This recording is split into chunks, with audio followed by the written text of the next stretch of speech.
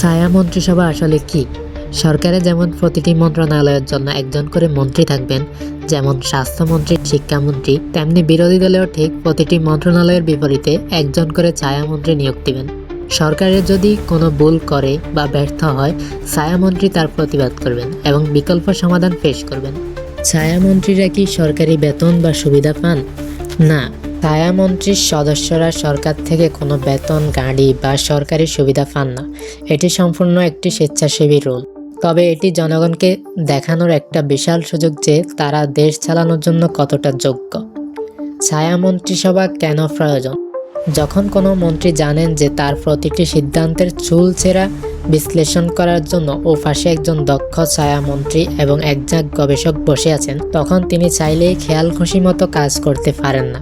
এটি রাজপথের পেশিশক্তির রাজনীতি কমিয়ে পলিসির রাজনীতি চালু করতে সাহায্য করে। কারণ ভালো একজন ছায়ামন্ত্রী হতে হলে সংশ্লিষ্ট বিষয়ে গভীর জ্ঞান ও গবেষণা থাকা প্রয়োজন।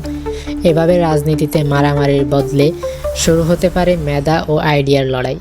কে কত ভালোভাবে জনগণের টাকা সৎ ব্যবহার করতে পারে সেই প্রতিযোগিতা। এটি কিভাবে পেশিশক্তির বদলে পলিসির রাজনীতি আনতে পারে।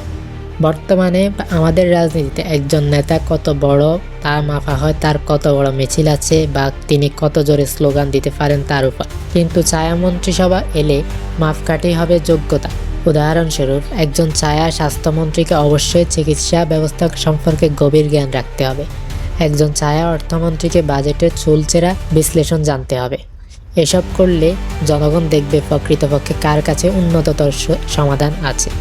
ছায়া মন্ত্রিসভা কার্যকর করার শর্ত কী কী? এটি তখনই কার্যকর হবে যখন তারা কেবল বিরোধিতার খাতিরে বিরোধিতা না করে গঠনমূলক সমাধান দিতে পারবে।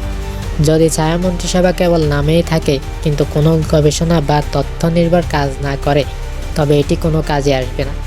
ছায়ামন্ত্রীরা যদি কেবল টিভিতে টকশো করার জন্য পদটি ব্যবহার করেন কিন্তু মাঠ পর্যায়ে তথ্য সংগ্রহ না করেন, তবে এই মডেলটি ব্যর্থ হবে।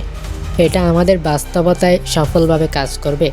বাস্তবে এটা কেবল পদবীর সর্বস্ব হওয়ার সম্ভাবনা খুব বেশি। অনেকেই হয়তো ছায়ামন্ত্রীর মর্যাদা নিতে চাইবেন, কিন্তু কাজের জন্য প্রয়োজনীয় দক্ষতা থাকবে না ও গবেষণায় শ্রম দিতে চাইবেন না।